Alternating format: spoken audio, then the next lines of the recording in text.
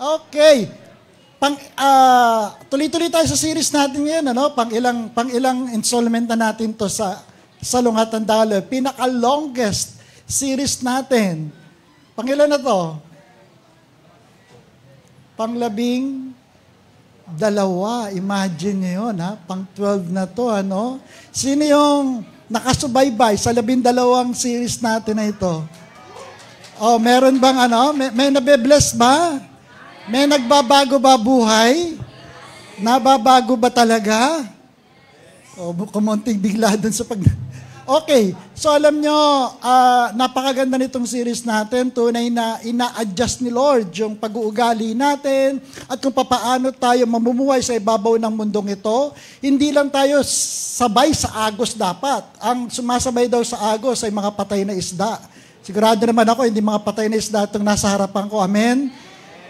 At ang tunay na anak ng Diyos, kung kinakailangan, sumasalungat tayo sa daloy dahil ang gusto natin, sumabay tayo sa agos ng banal na Espiritu, hindi sa agos ng mundo. Amen?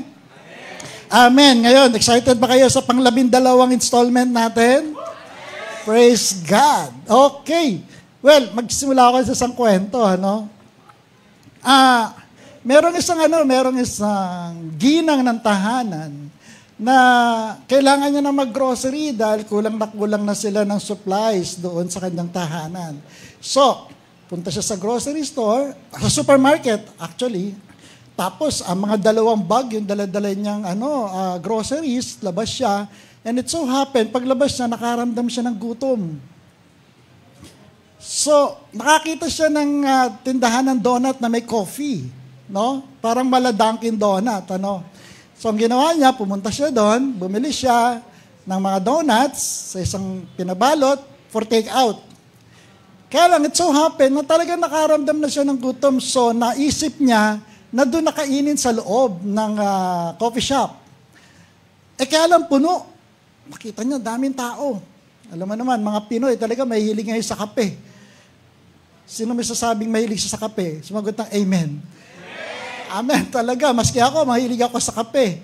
Ngayon, ang nangyari, meron lang siyang isang nakitang isang lamesa na meron lang isang nakaupo. Isang disenteng lalaki, pero malaki, mataas, malaki katawan, pero disente yung itsura, mukhang nag-oopisina. At nagkakape din. So, lumapit siya doon sa lalaking yon at sinabi niya, Sir, meron nakaupo. Sabi nung lalaki, wala. Can I share a table with you? Sabi niya gano'n. Sige, go ahead. So, umupo siya doon. Tapos ay sinimulan niya kainin yung donut. So, ngayon, kumuha siya ng donut doon sa lamesa. Kinain niya, sabay drink ng coffee. Tapos maya-maya, yung kasama niya sa table, dumukot din ng donut. Napatingin siyang ganon. Grabe to ha. Hindi niya pinansin. Okay lang. So, kaya lang ang ginawa niya, in-adjust niya ngayon yung donut doon sa tabi niya. Papahalata niya na ayaw niya mag-share. So, ngayon, drink siya ng coffee, kuha siya ng donut ulit. Tapos yung katabi niya, kinuha yung donut sa harap niya, in-adjust sa gitna. Kumuha. Ang birang kapal naman ng mukha ng lalaking to. Kadisenteng taos. Oh, lalaki niya na. Wala bang donut? Sabi niya, sigurado naman ako may pera to, pero parang nambuburaot ata itong lalaking to. So, ang ginawa niya, sa sobrang inis niya, tumayo siya, iniismiran niya yung lalaki, dahil tingin niya yung lalaki, mukhang hindi maganda yung pag-uugali, mukhang sama-sama, hindi man lang nagpaalam sa kanya kung gusto niya ng donut, maaaring i-share ko sa kanya, pero talagang hindi nagpapaalam. Ganon. Inismiran niya, sinimangutan niya, tapos kinuha niya yung donut, binalot niya uli, tapos nung pumunta siya doon, tinignan niya yung kanyang grocery bag, ilalagay niya yung donut doon sa kanyang grocery bag. Nagulat siya, yung donut niya nasa grocery bag. All along, ang nag-share sa kanya ng donut, yung katabi niya. Sobra niyang hinusgahan yung pagkatao ng katabi niya na all along, siya pala yung may diferensya. Yan ang pag-uusapan natin ngayon. Well, most of the time, mahilig nating tingnan. Minsan, nagfo-fall tayo sa temptation na tinitingnan natin yung iba at nakikita natin yung kanilang pagkakamali pero all along tayo pala ang sablay. May mga pagkakataong nagbibintang tayo. May mga pagkakataong minemeasure natin yung tao na ganito siya, ganun ang ugali niya, masama siya, wala nang pagbabago yan. Pero in reality, kung tutuusin, tayo talaga ang may diferensya. Well, madalas nangyayari yan, lalong-lalo na sa mga taong may conflict ka with them. Yung mga nakasagutan mo, nakatalo mo, most of the time, pagka nakagalit mo o nakatalo mo, ang nakikita mo palagi yung pagkakamali niya. Am I right? At very seldom na makita mo yung pagkakamali mo. Kapag ka meron tayong taong kinaiinisan kaya, tinitingnan natin siya under a microscope, ini-scrutinize natin yung buhay niya, yung mga pagkakamali niya. Pero gusto natin sa ating sarili, ang paningin sa atin through telescope, hindi tayo masyadong nakikita. And in fact, sa panahon ngayon, magbasa ka lang ng social media, napakaraming bashers. No? Puro po na dito, puro po na doon, pero in reality, yung mga namumunang yon, mga sablay din na tao minsan. Di ba? Well, ang malaking problema ng tao ngayon, madalas nanguhusga nang hindi niya nakikita yung sarili niya. No? At kadalasan, kung sino pa yung masakit manghusga, sila pa yung nagkakamali. Well, naisip ko nga na isang araw, ito yung statement ko, pinost ko to sa Facebook, ang masakit manghusgay, di pa nananalamin. Ang sariling muka o sariling mukha, may dungis pala rin. Kadalasan, ang mga taong masyadong critical, masyadong judgmental, masyadong palapunan ng kapwa, sila yung mga tao na hindi pa nakikita yung realidad ng kanilang sarili. Yan ang pag-uusapan natin ngayon. Paano natin maiko-correct yan? At one point in our lives, minsan naging judgmental din tayo. Amen? Minsan tinignan natin yung mga tao sa paligid natin, o kaibigan natin, kaklase natin, o even yung family natin, na pinuna natin sila ng pinuna, pinoint out natin yung kanilang mga pagkakamali, at minsan nagiging harsh tayo sa kanila, to the point na hindi naman natin nare-realize na mayroong mga story behind kung bakit sila nandoon. At kadalasan, minsan, tayo din yung may pagkakamali. Well, yan ang pag-usapan natin ngayon. Matthew chapter 7, verses 1 to 5. Huwag ninyong husgahan ang iba. Ang Panginoong Jesus ang nagsasalita dito. Isa to sa mga preaching niya sa Sermon on the Mount, doon sa Matthew 5, 6, and 7. So, nasa Matthew 7 na tayo. Ulitin ko. Verse 1. Huwag ninyong husgahan ang iba para hindi rin kayo husgahan ng Diyos. Sapagkat kung paano ninyo hinuhusgahan ang inyong kapwa, ay ganun din kayo huhusgahan ng Diyos. Bakit mo pinupuna ang munting puwing sa mata ng kapwa mo, pero hindi mo naman pinapansin ang malatrosong puwing sa mata mo? Paano mo masasabi sa kanya, kapatid, tutulungan kitang alisin ang puwing sa mata mo, gayong malatrosong puwing sa iyong mata? O may malatrosong puwing sa iyong mata? Verse 5, mapagkunwari o hypocrite, Alisin mo muna ang malatrosong puwing sa iyong mata nang sa ganoon ay makakita kang mabuti para maalis mo ang puwing sa mata ng iyong kapwa. Etong sermon ito ng Panginoon, ini-invite tayo ni Lord kung papaano ang tamang pamamaraan sa pagtutuwid sa kapwa. Okay? Jesus invites us into a proper way to help others correct their mistakes. He teaches us to correct with humility, not condemnation. At aralin natin yan. Papaano natin maiko-correct itong maling attitude natin. At kung papaano natin matutulungan yung mga nagkakamali na maitama yung kanilang pagkakamali sa paraan na matuwid at kalugod-lugod sa ating Panginoon nang hindi tayo nagiging condemning. Hindi natin kinokondem sila. Amen? Sabi mo sa katabi mo, walang judgmental dito. Bawal. Amen? Tayo manalangin saglit. Panginoon, samahan mo po kami sa pag-aaral ng iyong banal na salita. Tulungan mo po kami maunawaan ito at matanggap ng aming puso at isipan, magbago ng aming buhay, nang sa gayon, Lord, umayon kami sa takbo ng puso mo, hindi sa takbo ng mundo. Magawa po namin ang kalooban mo higit sa lahat at masunod namin ang mga utos mo. Hayaan mo, Panginoon, na sa oras na ito, maging bukas ang aming puso at isipan, gabayan mo po kami ng banal mong Espiritu. Salamat po na marami. Sa pangalan lamang po ng aming Panginoong Yesus. Amen. Okay, simulan na natin. Ano-ano mga steps na gagawin natin para makaiwas tayo dito sa pagiging judgmental? No? Para nang sa gayon tayo ay makatulong magbago, no?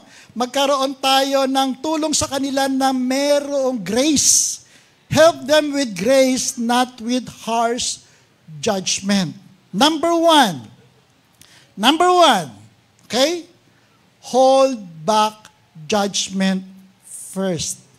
Yan, sinasabi yan malinaw dito sa verses 1 and 2. Huwag ninyong husgahan ang iba para hindi rin kayo husgahan ng Diyos. Sapagkat kung paano ninyo hinuhusgahan ang inyong kapwa, ay ganun din kayo huhusgahan ng Diyos. Tingnan nyo.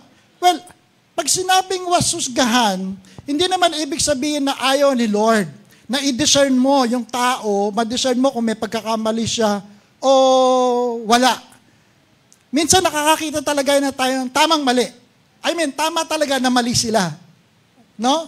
Nakikita na talaga natin, obvious naman. Pero ang pinagbabawal ng Panginoon, yung prideful judgment.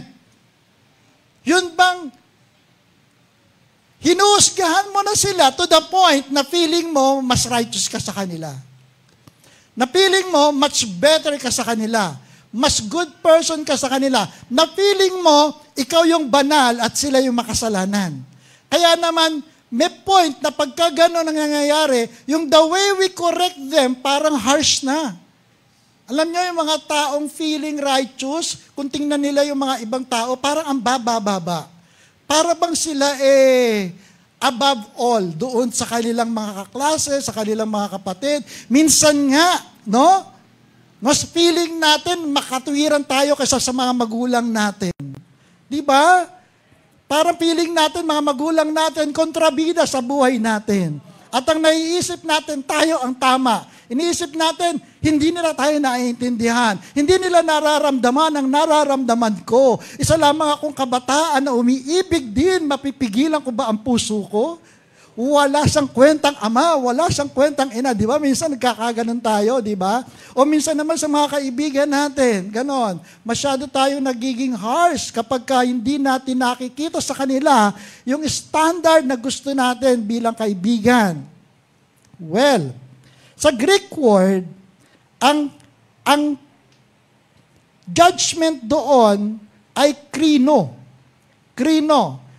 Na by implication, ang ibig sabihin nito, to try, condemn, punish. Di ba? Ang judge, ang ginagawa niya, Pinuprove niya yung guilty or nagde-decide siya kung guilty or not guilty. Pagka nakita niya na guilty, anong susunod niyang gawin? Papatawan ng parusa. Well, yun yung context nitong verse na to. Naiwas daw tayo sa ganong attitude. Yung pantipong nakita mo yung pagkakamali ng kapatid mo, tapos meron kang ganting ipapataw. Sa paanong paraan? Pastor, hindi naman ako gumaganti pagka nakita ko naman siyang nagkamali o nagkasala sa akin. Hindi ko naman sinasapak. Hindi ko naman binabato. Hindi ko naman ginagawa na masama. Pero binlock mo sa Facebook. Pero hindi mo na pinapansin. Pero iniismiran mo na. Pero ginalit mo na. Pero ayaw mo na makita. Yun ang parusang binibigay mo sa kanya.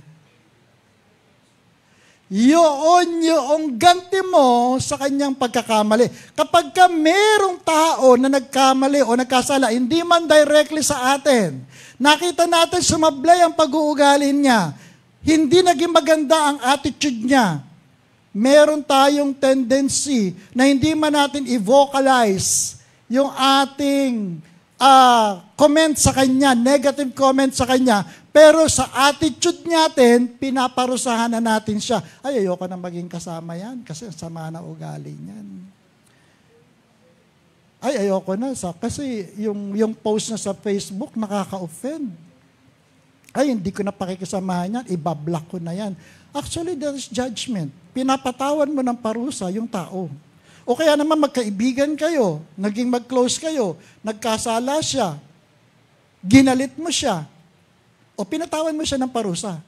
Pinarusahan mo siya ng pagkakait ng pagmamahal mo, pinarusahan mo siya ng pagkakait ng pagiging magkaibigan ninyo, pinarusahan mo siya ng pagtaas mo ng kilay, and worst, ikekwento mo pa yun sa iba, pinaparusahan mo siya. You're being judgmental.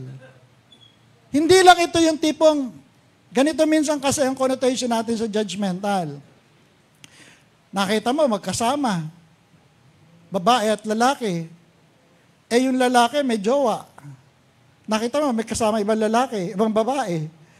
Tapos sasabihin mo, uy, nagtutu-timer. Hindi mo pa naman na-verify. Yun ang minsan inibig sabihin natin ng judgmental. Parang nagko-conclude na lang tayo. Hindi, it goes beyond that. Yun bang tipong, kapag ka ginawan mo ng negatibong bagay ang isang tao dahil sa mga pagkakamali o mga negatibong nakita mo sa kanya, ginudge mo na siya, pinatawan mo siya ng parusa. Nakukuha nyo? Sa loob ng simbahan, di ba? May mga pagkakataon na may mga kapatiran tayo na sumasablay at hindi lang iisa. Marami. And in fact, pag tumingin ka sa salamin, isa yan sa mga sumasablay sa church. Tama, mali?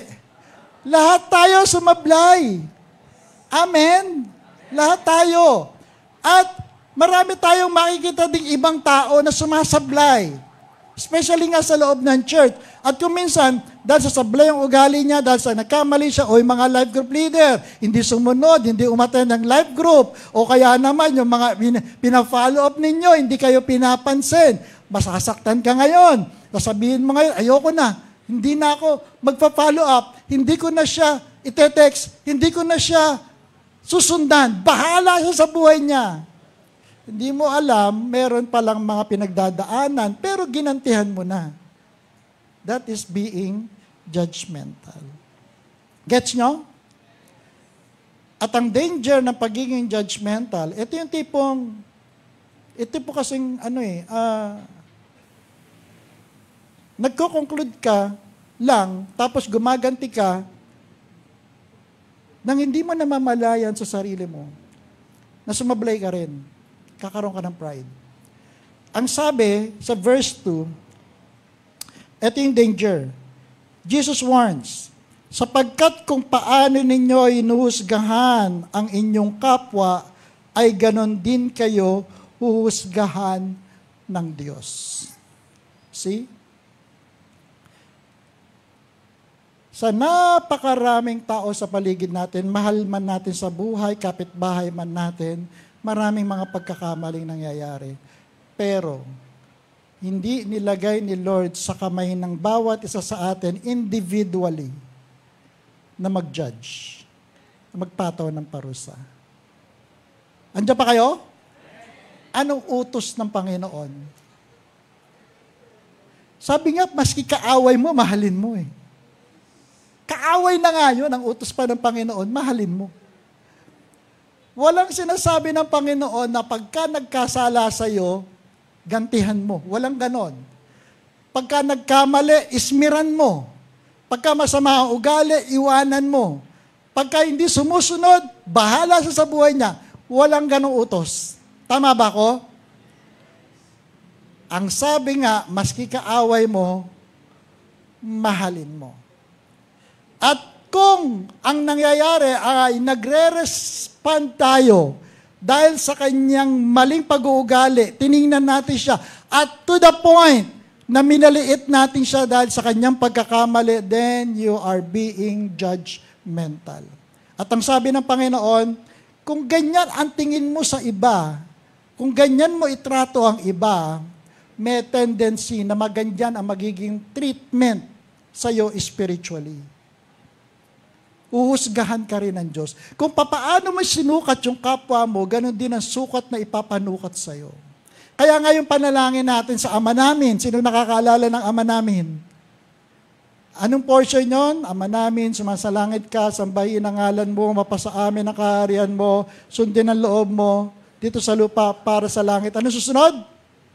Bigyan mo kami ng kakainin araw-araw gaya na, at patawarin mo kami sa aming pagkakasala, gaya ng pagpapatawad namin sa mga nagkakasala sa amin. You see, kung paano natin i-treat yung iba, ganun din ang marireceive natin treatment from God. At maraming mga kwento sa Bible na kumukonekta sa ganyan. Meron pa nga isang alipin, di ba? Na nagbigay ng parable si Lord tungkol sa isang alipin na may maraking utang sa kanyang Panginoon, di ba? Sa kanyang amo. At anong ginawa ng amo? Pinatawad niya yung pagkakautang ng kanyang alipin. Tapos tuwang-tuwa yung alipin. Pero habang papauwi siya, nakasalubong niya yung tao na nagkakautang naman sa kanya doon sa alipin. Anong ginawa niya? Hinuli niya, pinakulong niya, binugbog niya, pinakulong niya. Di ba? Nabalitaan ng amo niya na nagpatawad sa kanya. Pinatawag niya yung alipin niya.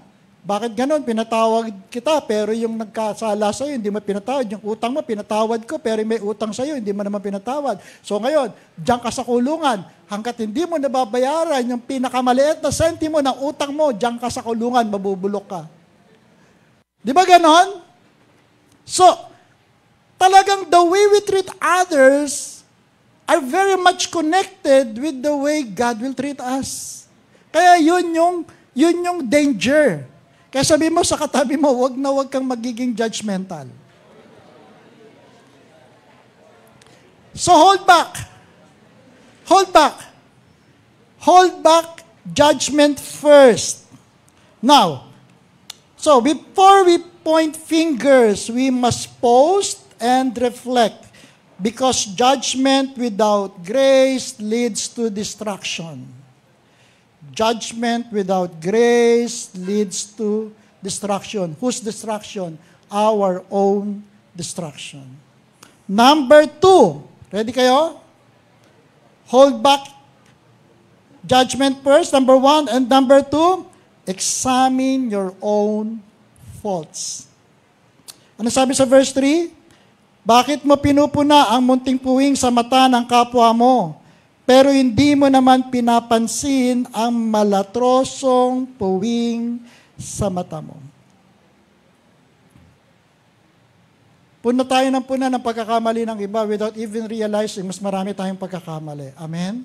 Masyado tayong nagiging kritikal sa ibang tao, pero hindi natin nagpapansin na may mga pagkakamali din tayo. Taas nga ang kamay ng mga taong walang pagkakamali. Wala. Sino nga amin? na marami na siyang sablay sa buhay? Taas ang kamay. Amen? So, kung sino ang maraming sablay, siya'y walang karapatang manghusga. Amen? Naalala niyo one time, merong babaeng mangangalunya na hinuli, hinarap sa Panginoong Yesus. Sabi, ito nawalin mangangalunya, dapat ito batuhin hanggang sa mamatay. Anong sabi ng Panginoong Yesus? O sige, kung sino sa inyong walang pagkakasala, siya ang unang bumato. Walang bumato. Kaya sabi mo sa katabi mo, kaya ikaw wag mo akong babatuhin. Pare-pareho tayong sablay. Amen? Di ba may mga politicians, yung mga nakaupo, tinutulig sana mga hindi nakaupo. Kurap yan. Pero wag ka, pagka sila na nakaupo, kurap din. Di ba? Sa pamilya naman, naku, ang tamad-tamad nitong si kuya, ang tamad-tamad nitong kuya, pero ikaw, sikat na yung araw, nakahilata pa rin. Di ba? Ginajudge natin yung parents natin dahil hindi tayo naiintindihan. Pero in reality, tayo ang hindi nakakaintindi sa mga parents natin.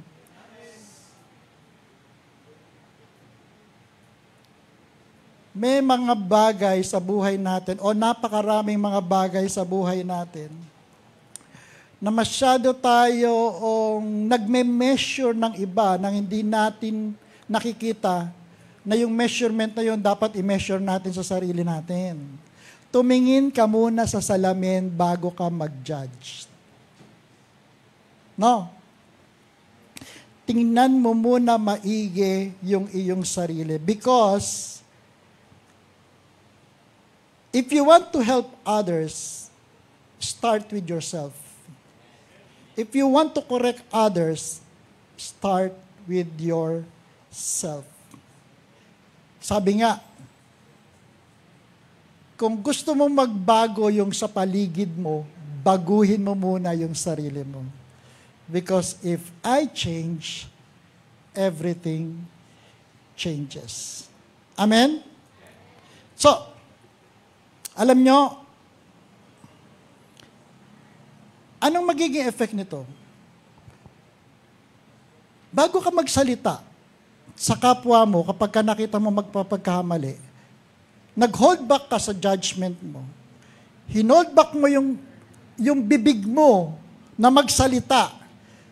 Kasi pag hindi mo yan pinigil, baka sa inis mo o sa disappointment mo, makapagbitaw ka ng hindi maganda. Nangyayari ba yan? Yes. So, i-hold back mo. Pagkatapos, isipin mo muna, yung sarili mo, marami ka rin namang sablay. Amen? Wala naman sa ating perfect. Amen? Alam ko, sa aming mga magkakaklaseng high school, palagi namin sinasabi, walang perfect. Yung eskwelahan lang namin ng high school ang perfect. Alam niyo kung bakit? Kasi ang eskwelahan namin ay Gregorio Perfecto High School. Ang corny naman. Tumawa pa kayo? Well, kung titingnan mo muna yung sarili mo, bago ka magbitaw na matatalim na salita sa mga taong may pagkakamali, bago ka mag-judge. Andiyan pa kayo? Ang mangyayari na magiging gentle ka. Diba? Kasi sabihin mo, ako din naman nagkamali. At napakagandang posisyon yun na makipagkwentuhan ka sa taong nagkamali din. Nagkakaroon tuloy yung tao ng kaya niya maging vulnerable sa'yo. Kaya niya maging open sa'yo. Kasi hindi ka harsh magsalita, nagkakaintindihan kayo, nauunawaan mo siya kung saan siya nanggagaling dahil tiningnan mo muna yung sarili mo na marami ka rin kapalpakan. Nagkamali din ikaw. One time, alam niyo dito sa church, maraming sablay dito. Isa ka na nga doon. Na talaga maraming sablay. Amen, mga churchmates. Marami. Pero sabi ko sa wife ko, ang mga taga-FOM, mapalad yan. Mapalad yan, taga-FOMCC. Bakit? Maraming sumasablay sa amin, pero mapalad sila. Bakit? Kasi yung pastor nila sumablay din. Alam niyo ibig sabihin? Dito pinaiiral namin ang grace, ang pag-unawa, ang pagpapatawad, ang pagmamahal. Walang taga-FOMCC na judgmental. Pag meron, isumbong nyo sa amin. Kakastiguhin namin. Lahat dito ay mayroong many chances to stand up at makarecover sa kanyang pagbagsak. Amen? Kaya sabi mo sa katabi mo, kahit ganyan ka, mahal kita.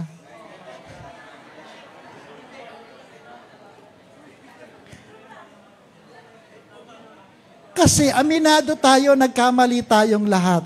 Amen?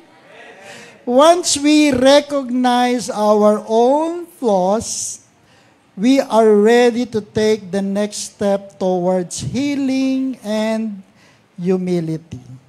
And pupunta na tayo sa third step. Okay? Ano yung first step? Hold back judgment first. Second step? Examine your own faults. Paki-flash yung next slide. Yan. Hold back judgment, examine your own faults. And third ay, let God heal you first. Diba? Pag-pray mo na yung mga pagkakamali mo, yung mga kapalpakan mo, matanggal. Mas mabibigyan ka ng tamang posisyon na makatulong sa iba. Ano sabi dito sa verse 5? Alisin mo muna ang malatrosong puwing sa iyong mata. Start with yourself. Nang sa gayon, mas malinaw ang mata mo, mas malawak ang pangunawa mo, mas capable ka ngayong tumulong sa iba dahil na-overcome mo na. Ang hirap nung gugula-gulapay ka na tapos pupunta ka sa isang kapatid mo na gugula-gulapay din at sasabihin mo, palakas ka, kaya mo yan, pero ikaw hindi mo na kaya. Di ba? Kaya mo yan, malalampasan mo yan, pero ikaw alipin ka pa rin. Paano ka magkakaroon ng authority to minister? Di ba? Mas magandang kung alam mo, na-examine mo yung sarili mo, nakita mo na meron ka pang papakalpakan, pray mo, Lord, ihil mo ko dito. Hindi upang kapag ka gumaling ka at ikaw ay makarecover sa iyong kapalpakan, magmalaki ka na doon sa mga nahihirapan. Sasabihin mo, ako nga, kaya ko yan eh. Ito, maling-mali yun eh. Ako nga, nalampasan ko yan eh. Ikaw pa, maling-mali yun. O di ikaw na. Diba? Hindi. Kung hindi, nandun ka sa estado na naramdaman mo kung gaano kahirap makarecover. Amen? Naramdaman mo kung gaano ka nag-struggle. Diba? Eto si Darwin, i-chismis ko na, ilang taon ka bago ka nakarecover sa paninigarilyo? Ilang taon ka, Christian? 8 years! Umaatin, 8 taon na umaatin yan ng life group namin, pero ni minsan, hindi namin condemn yan. Diba? Hanggang dumating yung time, Pastor, napagtagumpayan ko na. You see? At ngayon, may nakikita din siya. O di ba, may nakikita ka na minsan tumatakas sa church, tapos namamatay ng lamok sa ibaba. Di ba? Ginudge ba natin? Hindi. Dahil alam natin sa sarili nila, gusto din nilang makarecover from that. At tinutulungan natin sila. Amen? One time, nagpunta dito yung 700 Club. 700 Club. Dahil pinifeature nila yung love story ni Kat at saka ni Pastor Leo. Ni Pastora Kat at saka ni Pastor Leo. Kilala niyo yan? Okay, yung pastor natin sa Batangas. Alam niyo naman yung background ng story nila. No? dating Maton, si Katya, dating si Pastor Leo. Ngayon, sabi nung taga 700 Club, papaano nyo na-deal yung ganong kaso? Kasi si Pastor Leo, nagko-cross-dress yan. Nag-spaghetti strap yan, nagsisimba. Sinong nakaabot nun? Tapos, ano bang tawag dun sa cut na yon, yung nakaganon? Apple cut ba? O coconut cut, yung buko na coconut. Apro? Ganon, ano? Kaya minsan, binati ko yan, akala ko babae talaga, akala ko babae. Tapos ang ginanon ko ngayon, ay, ikaw pala, Leo, akala ko babae ka. Sabi ko ganon. Tapos, tanong sa amin nung taga 700, paano nyo dinidil yung ganon? Normal. Normal. Pumasok siya dyan, pinakikita namin na mahal namin siya, kahit na ano pang bihis niya. Huwag lang magbo-bold. Basta kahit na naka-spaghetti strap siya, kahit na pambabae siya, okay lang yon. Dahil, hindi ang criticism namin ang magbabago sa kanya, kundi ang pagmamahal na nanggagaling sa Panginoon. And true enough, bakit? Kasi sa FOMCC, lahat tayo sumablay pero pinagaling lang ni Lord. Kaya lahat ng papasok dito na sablay, hindi namin kayo uhusgahan. Pumasok kayo dito at si Lord ang siyang magbabago ng pagkatao ng bawat isa sa atin. Amen? Kaya sabi mo sa katabi mo, sa FOMCC, bawal ang judgmental.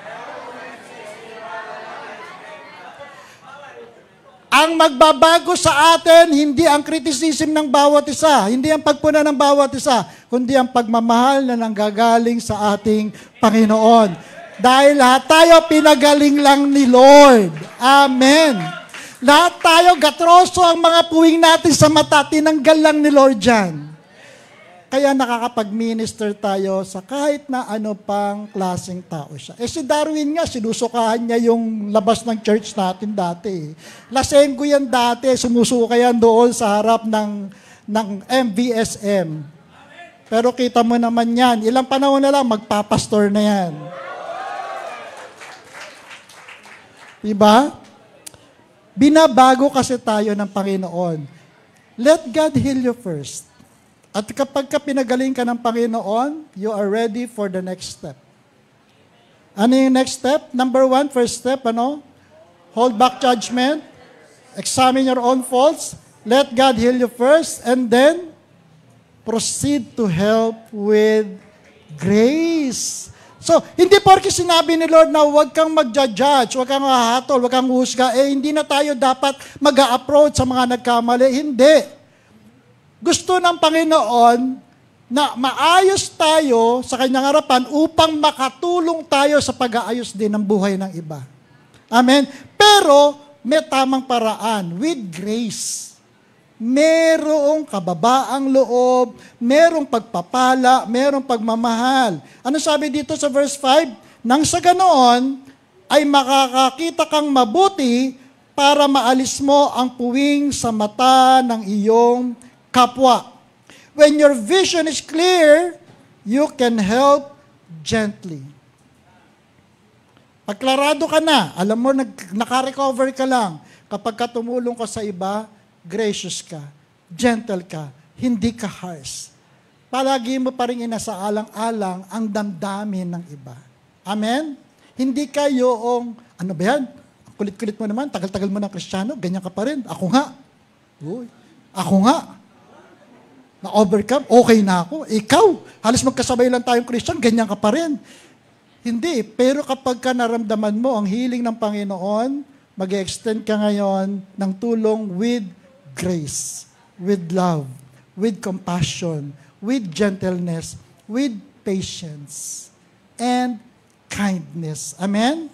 So, the goal is restoration, not embarrassment. I-approach mo siya para ma-restore siya. Dito, hindi natin tinatawag na disciplinary action. Kapag kami pagkakamali, hindi natin ginagawaran ng disciplinary action. Ang tawag natin dito, restoration. Gusto natin makabalik siya sa Panginoon. And true enough, marami dito sumablay pero nakabalik sa Panginoon. Amen? Palakpakan natin ang Panginoon sa mga buhay nila.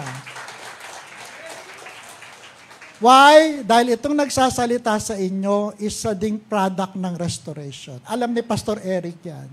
Napababa na rin ako ng pulpito. Huwag mo na sabihin kung bakit. Atin na lang yun. Napababa na rin ako ng pulpito. Naranasan ko na rin. Tawag pa nun dati, disciplinary action eh. Ha? DA. Na-DA din yan pala. Chichismitin kita. Na-DA yan. Tsaka si Pastor Abby, na-DA yan.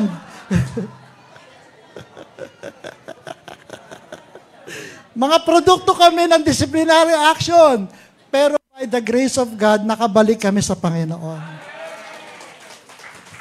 Kaya alam namin kung gaano kahirap yung pinagdaanan ng bumagsak. At kaya naman, gentle kami dun sa mga bumabagsak. Okay, kay Matthew lang ako harsh. Oo. Kapag ka nakikita ko marumi ang flooring, marumi ang CR, amoy malansa yung kitchen, harsh ako dyan. Pero, aside from that, gentle ako dyan kay Matthew. Amen, Matthew? Biyak na?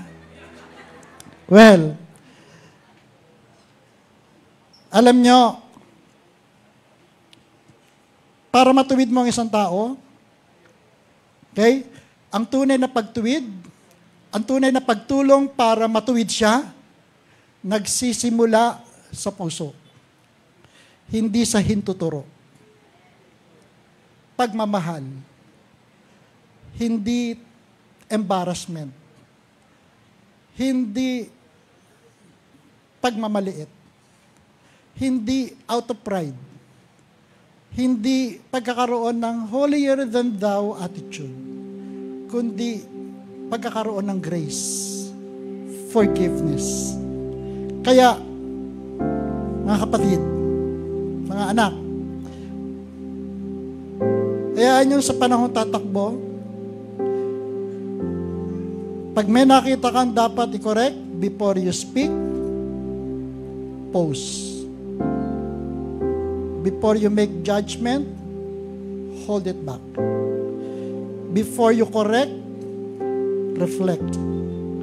Before you point out someone else's speck, ask God to reveal your plank. Abutin mo yung kapatid mo. Not to judge, but to restore. Not to condemn, but to extend grace. Purihin ng Panginoon, nakakita ko ng marami na bumagsak pero naka-recover. Nandito ngayon. Because of God's grace. At alam po, tuwang-tuwa ang ating Ama sa Langit. At sa FOMCC at ang FOM Church, hayaan natin ito ay maging healing church. Church na nagpapagaling ng mga wounded souls. Church na nagtutulong na makabangon yung mga nadadapa. Simbahan na hindi perpekto pero nagmamahal. Simbahan na may mga pagkakamali, may mga bumabagsak pero bumabangon. Dahil sa pag-ibig at grasya ng ating Panginoon. Kaya, church, maging extension kayo ng grace ng Panginoon. Para nang sa gayon, sa pamamagitan ng mga buhay ninyo, madadama nila kung gaano mapagmahal ang Diyos natin. Kung gaano siya mapagpatawad. Kung gaano siya kumakalinga sa mga nanghihina at nagbabangon sa mga nadarapa. Tayong lahat ay tumayo.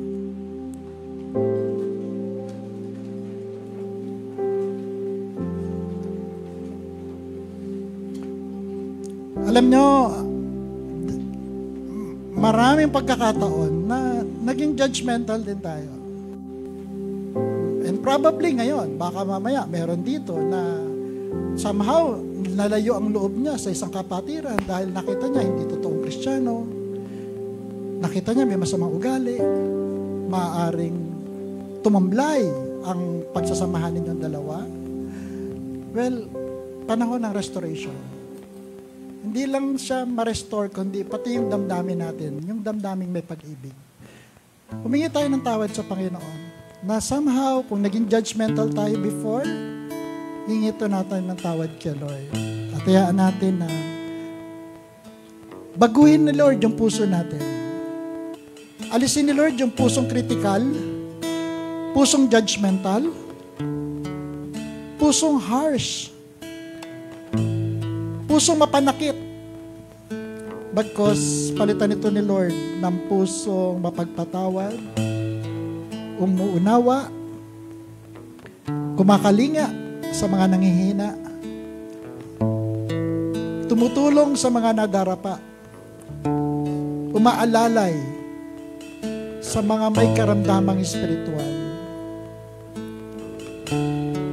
We bless you, Jesus, God.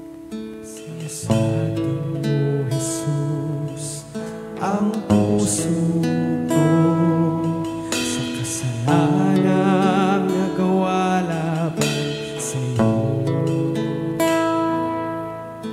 Nagtatapat, sumasamo, tumutulog sa harap ng banal mong trono. Sinasatin mo, Jesus, ang puso ko sa kasalanang nagawa laban sa iyo. Nagtatapat, sumasamo, tumutulog sa harap ng banal mong trono. Lumalapit, di man karapat-dapat sa kapanalan mo. Biyaya at kaawaan, kapatawaran sa'yo ay nakamtan ko, o aking lumalapit. Di man karapat-dapat sa kapanalan mo. Biyaya at kaawaan, kapatawaran sa'yo ay nakamtan ko, o aking lumalapit. Di man karapat-dapat sa kapanalan mo. Biyaya at kaawaan, kapatawaran sa'yo ay nakamtan ko, o aking lumalapit. Di man karapat-dapat sa kapanalan mo. Biyaya at kaawaan, kapatawaran sa'yo ay nakamtan ko, o aking puso.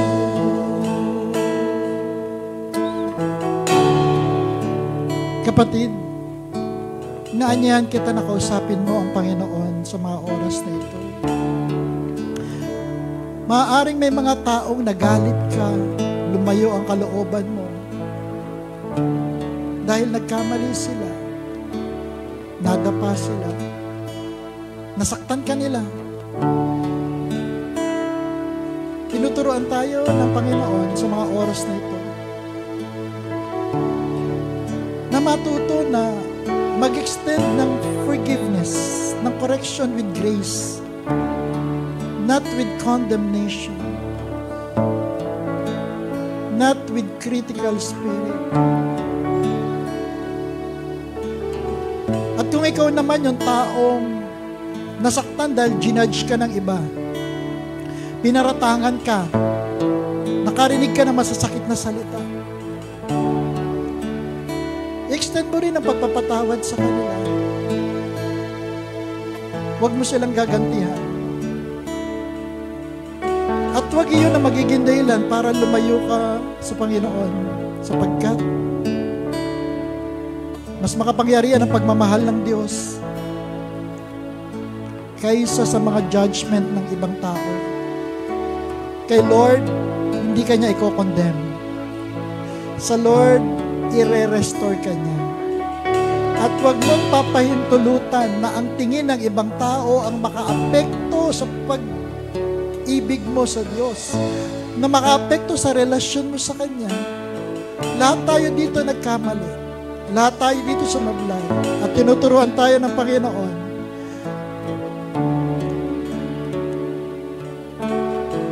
kung papaano natin tutulungan ang mga taong sumasablay din, ang taong nadarapa rin.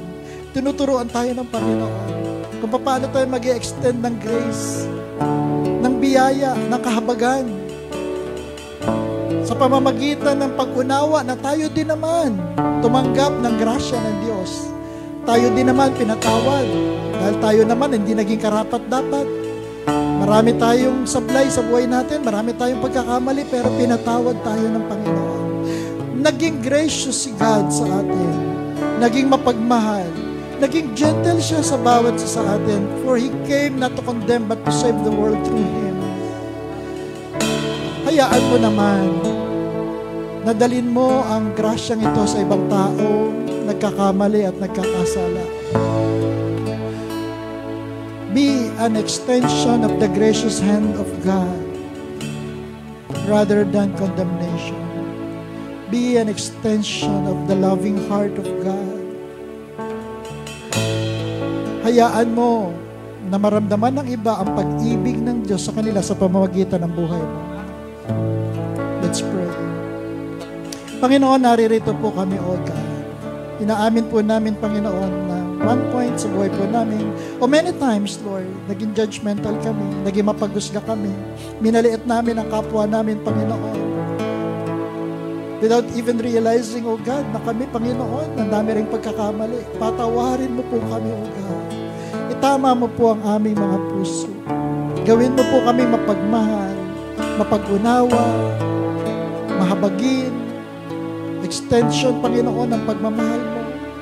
Hayaan mong sa mga nagkakamali na mga taong lumalapit sa amin, ang maramdaman nila hindi condemnation, kundi comfort, O God. Maramdaman nila hindi pagmamataas, kundi isang mapagpakumbabang puso na handang umibig at umunawa sa kanila, Lord. Hayaan mo, Panginoon, ang aming puso, ang aming buhay ay maging katulad ng aming Panginoong Jesus na nagmahal, umunawa, nagsakripisyo dahil mahal na mahal kami, O God. Panginoon, sa iyo po ang kapurihan at kaluwalhatian sa pangalan lamang po ng aming Panginoong Jesus. Amen at amen. God bless everyone.